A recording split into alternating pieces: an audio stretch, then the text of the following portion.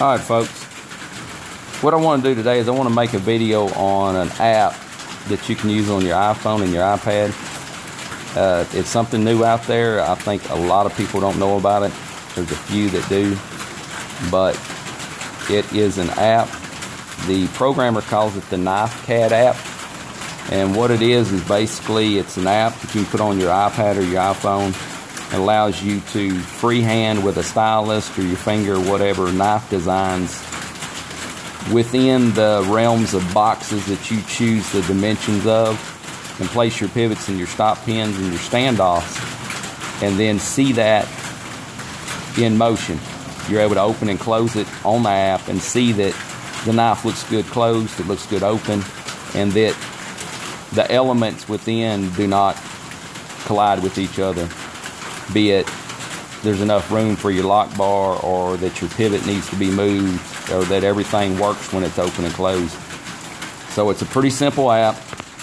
What you have is you have these boxes that have your pivot size, your knife blade length, the handle length, and so forth on it. And on the other side it has the placement of the stop pin, the stop pin size, and the location of it. Once you plug that information in, down at the bottom it asks you if you want to draw the knife. Once you do that, initially what you see behind the next request box is going to be the outside perimeters that you chose, whether it be a 2-inch tall blade 4 inches long with an 1.5 inch handle that's 5 inches long. That's how it's going to work.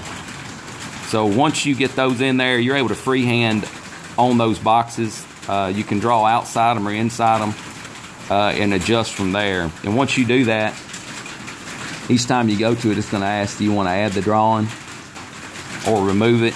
If you add, then you can attach it, or you can modify it at that point. Right now you can change it, you can erase it entirely, you can draw on it, whatever you want to do. Once you do that, you attach it. Then it's going to ask, do you want to do the handle? You add that, and you can modify that if you choose to. Once you do, you attach it, and now you have something that you can see. If in an enclosed position, what does it look like? How does it work? Do you like it? If not, you can change it. You can open it back up. Up at the top you can change how many degrees it closes. You can't control how far it opens. That's the one little element that you're going to have to change based on your design as you build the knife. You can adjust the pins. If you push adjust the pins, it's going to allow you to pick where you want to put them, the size of them.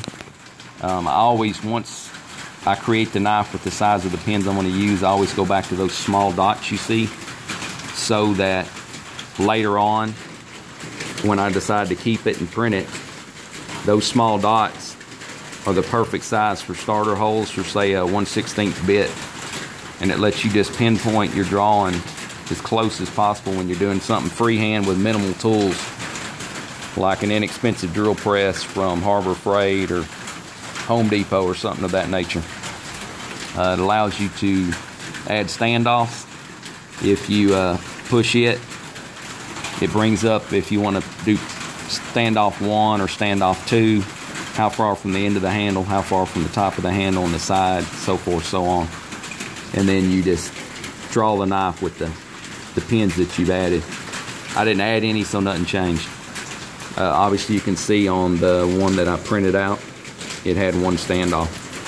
Down at the bottom, once you decide you want to keep this drawing, it will not store it in the app. So it's crucial that if you got something you like about what you've done, or even think you like it, you're going to want to email or print it out, because otherwise if you mess around and someone goes down to the bottom and pushes back, and then when they draw the knife they choose not to add the drawing and they remove it, that dude's gone forever.